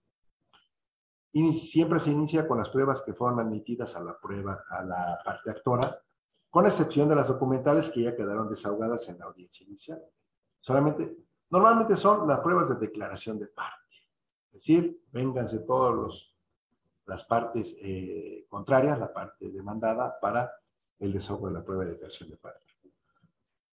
Déjenme decirles, la declaración de parte es inadmisible si se ofrece a cargo de la parte actora. Si hace una violación al principio de igualdad, bueno, ahí la ley así lo dice, bueno, es inadmisible a cargo del Ministerio Público. Así lo establece. También déjenme decirles, por la naturaleza de la acción de extinción de dominio, aquí no se admite la reconvención. Entonces, ya en el desahogo de pruebas se desahogan las periciales, si es que las hubo, los testigos se desahogan, es decir, todas aquellas que requirieron de preparación se van a desahogar. Una vez de que se desahogan ya todas las pruebas, se cierra esa fase procesal. Recuerden que todas las fases se abren, cuando se cierra una fase procesal ya se precluyen derechos. No podemos volver a una fase anterior, salvo que se trate de alguna regularización del procedimiento, pero ya no podemos volver. Se cierra la fase de desahogo de pruebas y ya se da oportunidad a las partes para que formulen sus alegatos de conclusión. Lo que comúnmente conocemos, ahí ya las partes van a exponer que quedaron acreditados sus elementos de la acción por parte de la actora, o bien la parte demandada va a decir, quedaron acreditadas mis excepciones y defensas con el desahogo de estas pruebas, que bla, bla, y ilustran al juzgador. Una vez que se formulan los alegatos, se declara visto el asunto y si hay posibilidades, en ese mismo acto se dicta o se explica de manera breve y oralmente la sentencia. Si no hay posibilidad, porque se requiere del análisis de las pruebas, la misma ley establece que se señala fecha para la continuación de esa audiencia de juicio, para el dictado de la sentencia, que deberá hacerse en un plazo máximo de 8 días. Ahí concluye el procedimiento de extinción de dominio. Claro, aquí sí hay recurso de apelación, es decir, sí hay recurso ordinario, contrario a lo que establece el juicio oral, civil y mercantil. Aquí sí hay recurso de apelación de manera preventiva o en ambos efectos o provisional, dependiendo de la resolución que sea la materia de la apelación. Y de ello, obviamente, conoce la Sala Civil del Tribunal Superior de Justicia. Y en su caso, como ustedes saben, de la resolución que emita la sala, pues todavía se tiene el recurso de amparo. De manera general, sería lo que comprende la extinción de dominio. Hay muchos tópicos, de verdad, muchos tópicos, se pueden formular. ¿Quién es la autoridad administradora? ¿A dónde se destinan los bienes? ¿Qué se trata de la venta anticipada? ¿En qué requisitos? Hay mucha materia que analizar en materia de extinción de dominio. Pero, yo siempre he dicho, académicamente no es correcto ni es recomendable que uno esté hablando más de media hora, porque si no se nos duermen los oyentes. Hice el mejor esfuerzo para poder mantenerse entretenidos. Hay mucho material más que podría adicionarse. Si alguien tiene la duda respecto de la misma ley, de la misma figura, y que no lo haya mencionado por falta de tiempo, que no lo pude relacionar en este momento con esta materia, bueno, están en esa entera libertad de poderlo formular por conducto de usted, ya sea usted, Fer, o de Ángela, pues con todo gusto. Quedo a la orden de ustedes.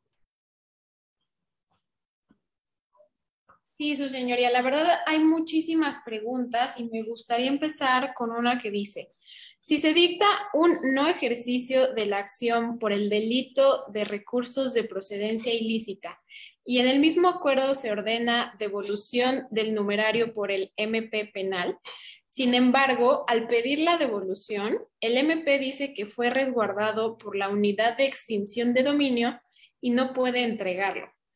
¿Qué es lo procedente? ¿Un amparo o se litiga el procedimiento de extinción de dominio? Bueno, pues tienes a dos vías. Desde luego que el titular, pues ya fue demandado acá en el procedimiento de extinción de dominio. La prueba que va a obtener acá de la absolución, ahí sí, de la no acreditación de ese hecho ilícito, de los recursos de procedencia ilícita, desde luego que pueden, yo no digo que tengan, pueden tener trascendencia en la resolución del procedimiento de extinción de dominio. Desde luego que se tiene que tomar en cuenta. ¿Y cómo? Se va a ofrecer como una prueba superveniente, atendiendo al estado procesal en que guarde la extinción de dominio. Y desde luego que se tiene que tomar en cuenta. No se va a sobreseer de manera automática. Ya es un elemento adicional de prueba que va a favorecer a la parte demandada o al oferente de la prueba. Pero no va a provocar el sobreseimiento del juicio de extinción de dominio. No lo va a hacer. Perfecto. Tenemos otra pregunta de Alex Ruiz que dice, ¿se puede solicitar el retiro de sellos toda vez que los mismos no impiden las investigaciones de la autoridad? Si está ya encintado, está resguardado o está, como dicen, en custodia, no se pueden romper. Miren, el procedimiento que se hace una vez de que el Ministerio Público, el primero que resguarda el bien, vamos a poner un ejemplo, en un local comercial, lo sella, lo tiene a su resguardo y bajo la responsabilidad del Ministerio Público Penal. Una vez de que él ya agota todo el procedimiento allá y considera que es el momento para hacerle del conocimiento al Ministerio Público en materia de extinción de dominio, se lo hace del conocimiento. El Ministerio Público en extinción de dominio prepara la acción. Hay dos etapas en el procedimiento. La etapa de preparación de la extinción de dominio y la etapa judicial. Ya vimos la etapa judicial. En la etapa de preparación, ahí cuando se le hace de conocimiento y vimos que puede el Ministerio Público recabar toda la información, entre ellas precisamente la carpeta de investigación que ya le remitió el penal. Él forma su carpeta administrativa y con esos elementos él presenta la demanda ante el juez de extinción de dominio. Una vez de que se admite la demanda y se acuerdan sobre las medidas cautelares que haya solicitado el Ministerio Público, porque déjenme decirle, las medidas cautelares se pueden promover antes de iniciar el juicio o una vez iniciado el juicio. Y si es antes de iniciado el juicio, una vez ejecutadas las mismas, el Ministerio Público tiene que presentar su demanda dentro de los 4 meses siguientes. En materia civil y mercantil son 3 días nada más. Aquí son 4 meses. Entonces, una vez que ya se decretan las medidas cautelares, se nombra un depositario a la autoridad administradora que señala la ley nacional. En el caso de la Ciudad de México es el área administrativa del gobierno de la ciudad. Se le gira oficio y él nombra depositario. Protesta el cargo en el local judicial, se le confiere el cargo, se saca cita con el secretario actuario adscrito al juzgado para que vaya tanto el agente del Ministerio Público de extinción de dominio, vaya el depositario y vaya el agente del Ministerio Público Penal para la entrega, recepción de ese local. Y en ese momento pues, se retiran los sellos y ya se le da posesión al depositario, porque se tiene que hacer inventario de lo que hay adentro. Y ya se le entrega al depositario y él asume las responsabilidades de depositario. Pero ya está bajo, ese bien ya está bajo la jurisdicción del juez de extinción de dominio, ya no del penal. Excelente. Tenemos otra pregunta aquí de Paco Rubio que dice, ¿qué pasaría si se lleva un juicio de extinción de dominio obteniendo una sentencia la cual no se puede ejecutar porque el local no cuenta con un folio real exclusivo, únicamente se tiene un folio real y, ¿qué más dice aquí? A ver, un folio real, Paco Rubio. Provisional, ¿no? De todo el edificio, siendo que el registro público y de la propiedad no puede realizar la inscripción por falta de dicho folio específico del local. Quiero entender la pregunta. Sí son varias las hipótesis, ¿sí? Puede ser, voy a plantear primero una hipótesis un tanto diferente a la que me plantea. Puede ser de que, por ejemplo, y nos ha tocado, que el bien materia de la extinción, que es un bien inmueble, está en Tlalpan o en las áreas de Xochimilco, o sea, las partes un tanto más alejadas del centro de la ciudad, en donde todavía no se ha inclusive, a lo mejor delimitado, no haya ningún apeo, no haya ningún deslinde, solamente los avecindados saben, bueno, pues aquí ya marcaste y eso es tuyo, y probablemente no esté registrado en el registro público. No haya un folio real. Bueno, esa cuestión administrativa no impide que se tenga que registrar ese bien como una medida cautelar para que no se disponga de ese bien. Si no lo hay, se ordena al registro público para que tenga que crear un folio real provisional respecto de ese bien. ¿Pero qué implica? Que el Ministerio Público tenga que proporcionar medidas, colindancia, superficie de ese terreno para que sea identificable y darle la facilidad al registro público para que pueda crear ese folio real de ese bien que sea identificable. Ahora, acercándonos un poco más a la hipótesis que nos plantea el oyente. Es cierto, y así ha pasado. Por ejemplo, si es vamos a pensar que es un inmueble de 3 niveles y en cada nivel hay 2 departamentos. 2 niveles, en el nivel 1 hay 2, es decir, hay 6 departamentos en los 3 niveles. Y en el departamento 1 se vendía droga.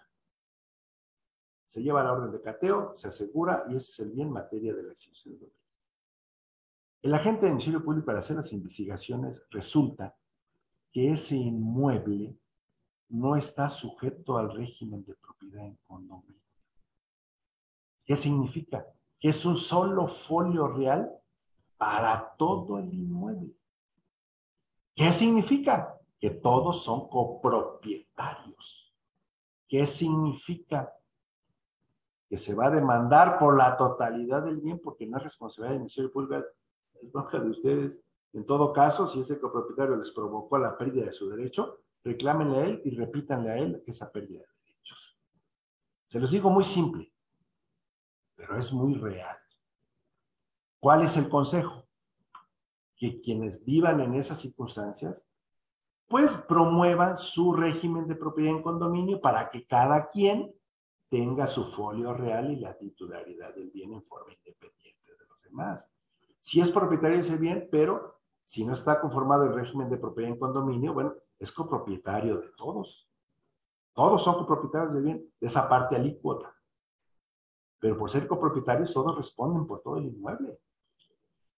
Sí es complicado, muy complicado y a lo mejor muy injusto para el que vive en el nivel 6, diga, oiga, ¿yo qué culpa tengo de que el señor del 1, pues ahí vendía droga o ahí estaba un secuestrado, no sé, o sea, cualquiera de los hechos ilícitos. O ahí guardaban la gasolina robada, o sea, cualquiera de las hipótesis. Entonces, sí es complicado. ¿Cuál es el consejo? Pues que regularicen su situación y establezcan el régimen de propiedad en condominio para que cada quien tenga su escritura individual, su folio real individual, y eviten probablemente ese problema. Pero sí puede darse el caso.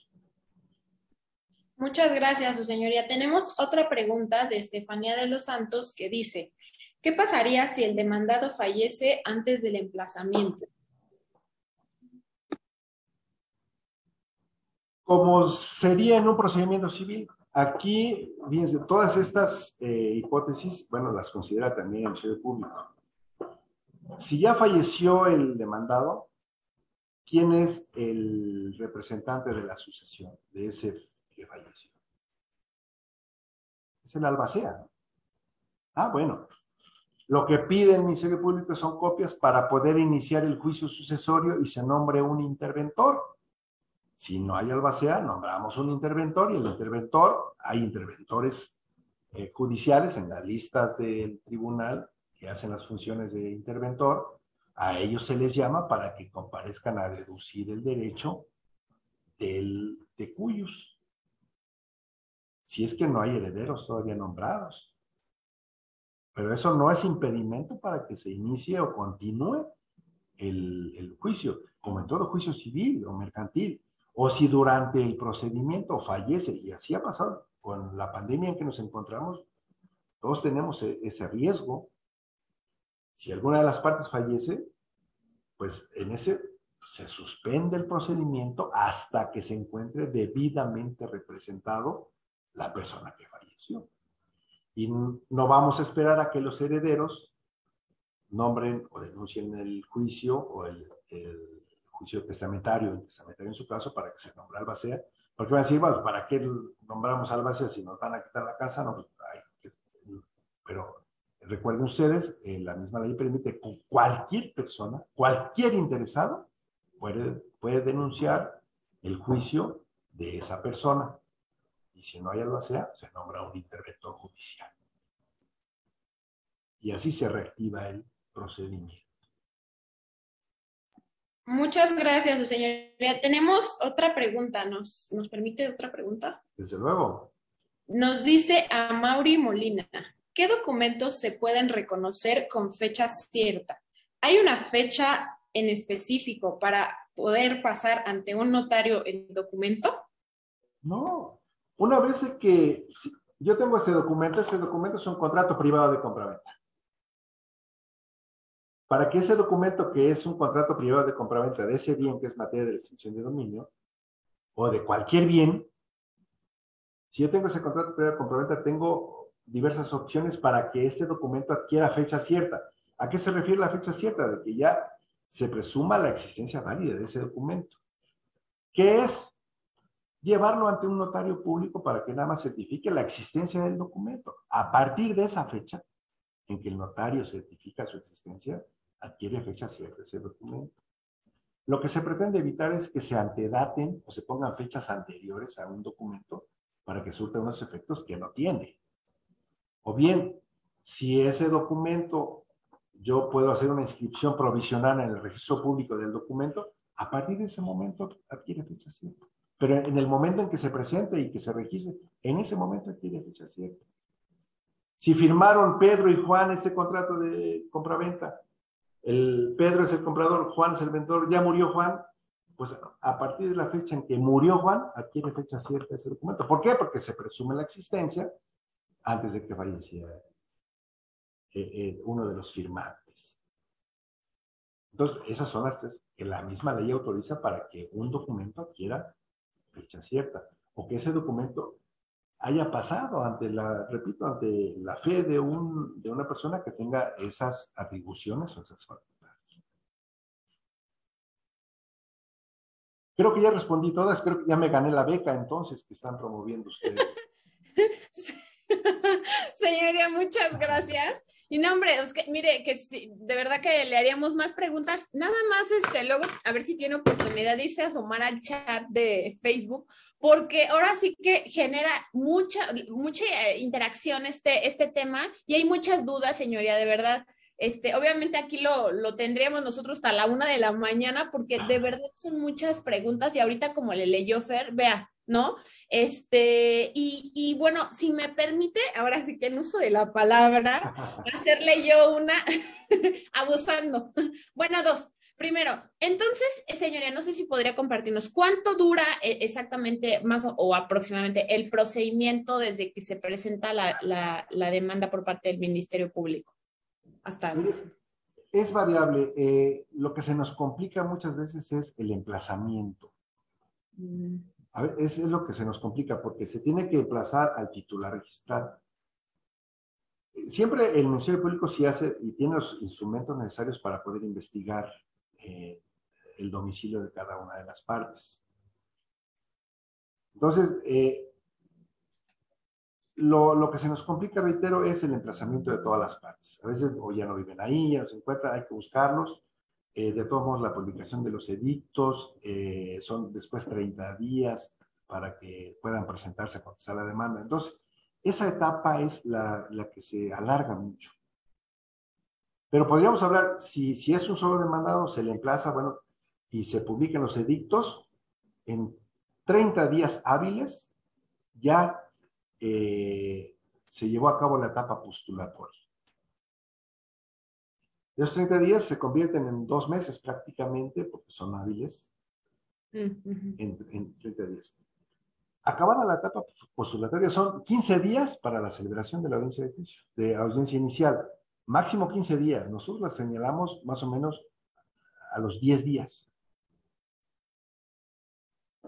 Celebrada la audiencia inicial son 15 días, pero lo celebramos siempre a los 10 días para darnos un límite por si hay, por ejemplo, pruebas periciales que se tengan que nombrar a un perito tercero, o por alguna razón los testigos no se presentaron y son testigos hostiles, hay que volverlos a citar. Entonces, por eso señalamos 5 días. Pero si se desahogan todas en los 10 días y luego en los 10 días siguientes, dentro de los 3 o 4 días siempre fijo para dictar sentencia. Estamos hablando de 10, 20, 25 días más los 30 iniciales, serían 55 días. Sí es breve.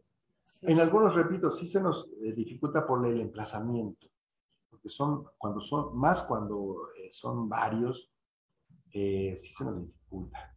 Y la publicación de los edictos también nos resta mucho tiempo, porque se tiene que dar esos 30 días para que conteste. Entonces, es tiempo que no se puede hacer ninguna actividad adicional a esas, hasta que necesariamente transcurra. Pero ya, acabada la etapa postulatoria, como dicen, nos vamos tendidos ya en el procedimiento. Ya el procedimiento es muy breve. Es muy breve. 10 más 10 y los 5. O sea, en un mes sale. Después de que se haya fijado ya. Pero en tiempo, podemos hablar de 3, 4 meses. En tiempo así normal. en meses calendario. Es muy rápido. Puede ser rápido, desde luego puede ser rápido. Luego se nos alargan por otras circunstancias ajenas, pero sí la finalidad es de que el procedimiento sea breve, sea rápido y que cumpla obviamente con las formalidades. En la misma ley establece las garantías procesales y todo. O sea, son 250 y tantos artículos, es más grande, más amplia que la que teníamos con la ley anterior, pero sí trata de conjuntar todas. Como toda ley nueva, pues es perfectible, tiene algunas omisiones, algunos errores, duplican algunas cosas, pero bueno, hay que irla con el tiempo perfeccionándola, ¿no? Señora, y la última pregunta. Ahora sí que me gustaría que nos compartiera su experiencia, qué sintió de llevar el primer procedimiento de la materia en la Ciudad de México, este compromiso, cómo estaba, no sé, cuéntenos un poco esta experiencia. Siempre, siempre ante lo novedoso nos da el nervio, ¿no? Yo tenía la presión adicional de que en esa audiencia estuvo presente el presidente del tribunal. Entonces, como que era un plus de presión porque estaba él y dice, bueno, ¿cómo lo...? Y era la primera audiencia en materia de extinción. Digo, sí, voy a tomar en cuenta todas las fases, no se me brinca algo, ¿no? Pero creo que salimos bien. De hecho, nos felicitó personalmente el presidente y de hecho lo publicó él en Facebook, en la página del tribunal, como primicia de haber sido la primera audiencia en materia de extinción de dominio con la nueva ley. Pero sí tuvo ese plus de que estaba presente y bueno, creo que cumplimos con la expectativa. Para el mismo agente del Ministerio Público también estaba presionado porque era la primera. Y digo, siempre por ser la primera vez, siempre a veces les decía una cosa y digo, oye, está atrapado. Como que trataba de orientarles. En materia de extinción del procedimiento oral, perdón, siempre creo que nos da esa posibilidad como juzgadores, tener esa cercanía con los justiciables. O sea, los ves de frente, les puedes explicar. Yo siempre les digo, a ver, fulana de tal, yo sé que usted no es perito en derecho, voy a tratar de utilizar un lenguaje claro que sea comprensible para usted. Si no lo entiendo, levante la mano y yo se lo explico, o pregúnteselo a su abogado, pero lo importante es que usted tenga la idea clara de lo que estamos hablando. O sea, y yo trato de evitar utilizar tecnicismos para que me entienda el justiciable, o sea, la persona, el que no es perito en derecho. Entonces, trato de cumplir con esa expectativa y a veces, bueno, dice, aunque a lo mejor no le concedí lo que quería, pero bueno, creo que me entendió por lo menos que por qué no se la di, ¿no? O por qué sí se la di. O sea, son experiencias muy agradables. A veces, ya en extinción de dominio me ha tocado declarar en la improcedencia de la acción, ya me han puesto a llorar hasta dos justiciables, dos señoras. Yo les digo, miren, esto yo no estoy prejuzgando, si se cometió, usted sabe, si no tuvo conocimiento, pues hay que tener mucho cuidado, bla, bla, bla. Pero imagínese el rescatar o no perder su casa, pues que le costó a lo mejor toda la vida tenerla, pues eso provoca ese sentimiento y una reacción de uno, ¿no? Y uno pues debe demostrar la templanza en ese momento, pues no, a lo mejor hasta cohibirse con esa manifestación a lo mejor hasta de júbilo que tienen, ¿no? las partes. Pero sí son experiencias muy agradables y que los guarda uno toda la vida, ¿no? Y esta experiencia que nos da el poder servir de esta manera, bueno, nos da esa experiencia y esa satisfacción. Y esta materia, pues es complicada porque, para empezar, cuando nace la ley, ustedes saben, fue muy criticada y que era una violación flagrante de los derechos humanos, ¿no? Pero vamos trabajando en ello. Cuando ya llegan aquí, pues saben de qué se trata, ¿no? Espero que, como dicen, ninguno de ustedes tenga ese tipo de problemas, pero bueno, siempre es una posibilidad en que nos podemos enfrentar a ella. Ay, señoría, muchísimas gracias de verdad por compartirnos esta cátedra extraordinaria esta noche. Bueno, no, de verdad, muchísimas gracias. Y bueno, vamos a pasar a la siguiente fase porque ya han estado escribiendo ahorita. Aparte de su señoría ser juez 27º oral, civil y especializado en extinción de dominio, Va a ser interventor de la Secretaría de Gobernación por única ocasión Bueno, ya me dio el en este nombramiento. Y bueno, pues señoría, vamos a pasar ahora sí, vamos a regalar 2 becas del 100% para el curso de teoría del delito que va a impartir el doctor López Saure el próximo del 6 al 10 de diciembre de 8 a 10 de la noche. Entonces, su señoría, Ifer, señoría, no sé si quiere pues por ahí dar la primer pregunta. Ifer, ahora sí que tú lista para que nos digas ¿quiénes están respondiendo para que le leas por ahí a su señoría las respuestas y pues él diga si sí o si no, ¿no? Entonces, atentos. Acuérdense que tienen que compartir el flyer del curso que ya está en la publicación. Obviamente, antes de decir sí, vamos a ir a explorar ahorita sus redes sociales para ver si compartieron, ¿ok? Y entonces, señoría, ¿cuál es la en sus marcas, listo? Bueno, la pregunta es muy simple y fue con la que iniciamos. A ver, que nos respondan, ¿qué es la extinción de dominio? Bueno, entonces, ¿qué es la extinción de dominio? Escriban, por favor, en el chat del Facebook Live, ¿qué es la extinción de dominio? Ahorita su señoría, bueno, cuando empezó la charla se los dijo, entonces ahorita vamos a ver si tomaron nota o no. Ahora sí que Fer, por ahí. Nada más nos digan los elementos, no el concepto como os dije, o sea, nada. ¿En qué consiste y cuál es la consecuencia? A ver, ya tenemos la primera respuesta. A ver qué opina su señoría. Jonathan González nos dice, pérdida de derechos en relación con los bienes. Pero ¿cuál es la consecuencia? Faltaría la consecuencia. Sí es eso, es la pérdida de derecho del titular de los bienes. Tenemos otra respuesta de Jesús Alejandro Trujillo que dice, es dejar nulos los derechos sobre los bienes. Nos quedaríamos con la primera parte. Les falta por ahí la consecuencia. A ver, aquí ¿Cuál era la diferencia con la expropiación? A ver, les doy un tip ahí. Tenemos otra de Zaira Ramírez que dice, figura jurídica que combate a la estructura patrimonial y financiera de la delincuencia. Pues fue como un instrumento que da nacimiento a la extinción, pero vimos por ahí lo que establece la ley nacional a lo que se refiere a la extinción de dominio. Ese fue el origen, o la exposición de motivos para la creación de la extinción de dominio. Pero como tal, no es así la extinción de dominio. A ver, tenemos una más. Iván dice, es el proceso jurisdiccional mediante el cual el Estado restringe el dominio de un bien que ha sido usado con fines ilícitos. Es válida, pero también es incompleta. Si me dan a escoger cuál pueda ser la más completa, bueno, se los digo, pero les faltaría...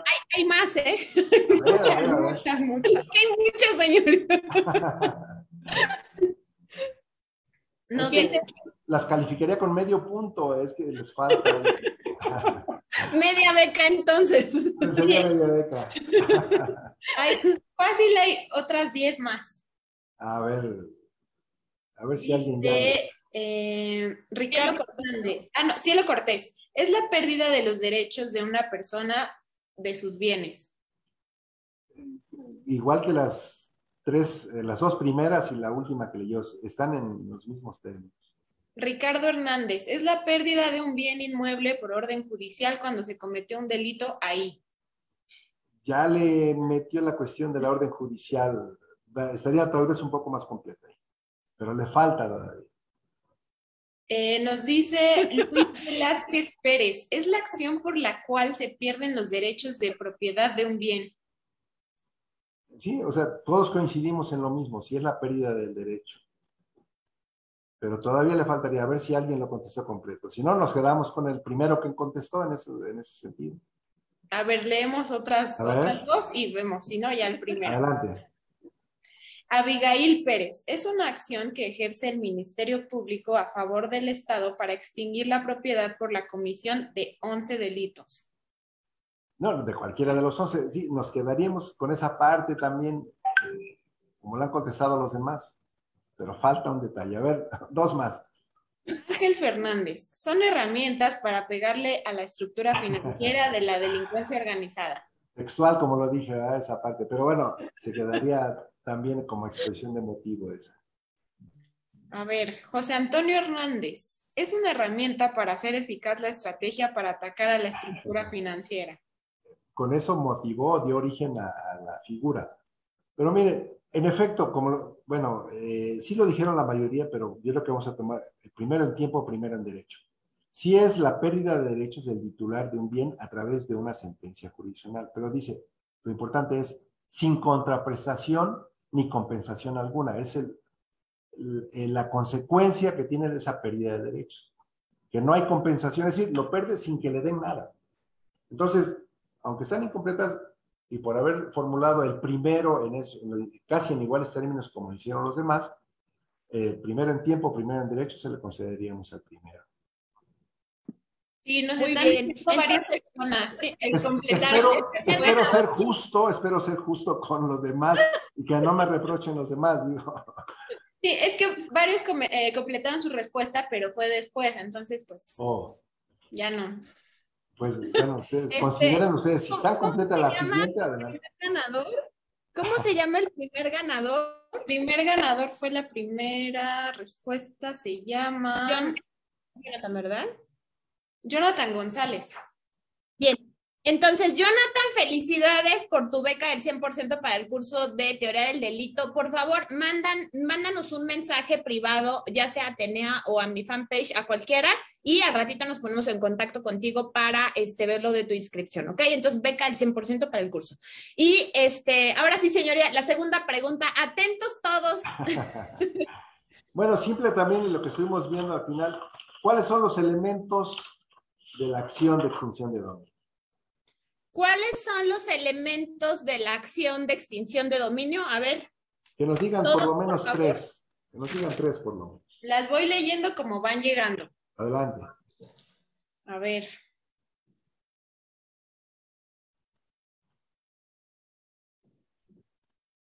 Todavía no hay nada. Y es que siguen reclamando de, ya, ni modo, ya perdieron, ya, vaya. Aquí no hay amparo, no hay recurso, no hay nada. Van a decir, es un juez injusto, pero créanme que no fue mi intención. Que conste que su señoría es el que está diciendo, ¿eh?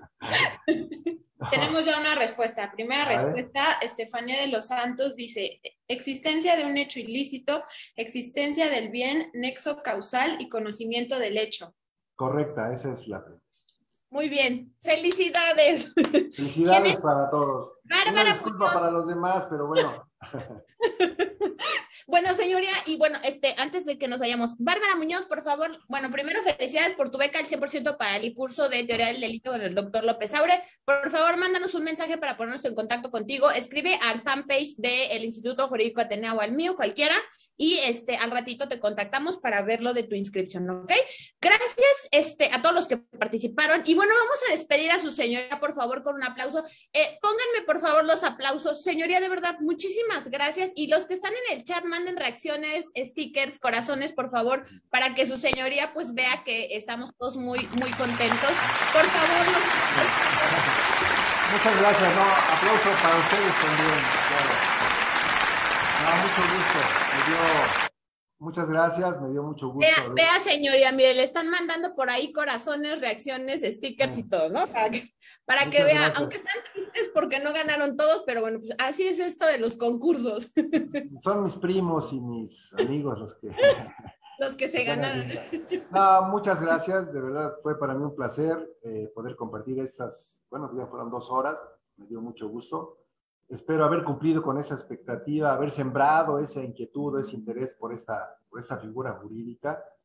Y quedo también a sus órdenes y también estoy al servicio de todos ustedes aquí en el órgano jurisdiccional. Cuando gusten, aquí estamos para servirles. Ay, señoría, de verdad, muchísimas gracias por compartirnos esta noche, pues con su generosidad, su amabilidad, esta didáctica tan bonita que tiene. Qué privilegio, de verdad, y qué honor contar con su presencia virtual aquí con todos los seguidores del Instituto Atenea. De verdad, muchas gracias. Y bueno, Fer, algo también que quieras decir antes de despedir la transmisión también a su señoría, a nuestro público. A su señoría agradecerle que nos compartió esta plática tan interesante, un tema muy, muy interesante, y a todos y a todas por conectarse, por estar aquí. Muchas felicidades a la ganadora y al ganador. Qué bueno, hubo paridad de género, qué bueno. Sí. Bueno, felicidades a pues, todos, muchas gracias a todos sí, por su paciencia también. Gracias, gracias. Cuídense mucho, muchas gracias. Gracias a todos, nos vemos el siguiente martes de Charlas Jurídicas. No se les olvide suscribirse al canal del Instituto Jurídico Atenea de YouTube y al curso. Acuérdense que empezamos el curso próximo lunes 6, es del 6 al 10 de diciembre, de 8 a 10 de la noche, ¿ok? Gracias a todos, nos vemos el siguiente martes.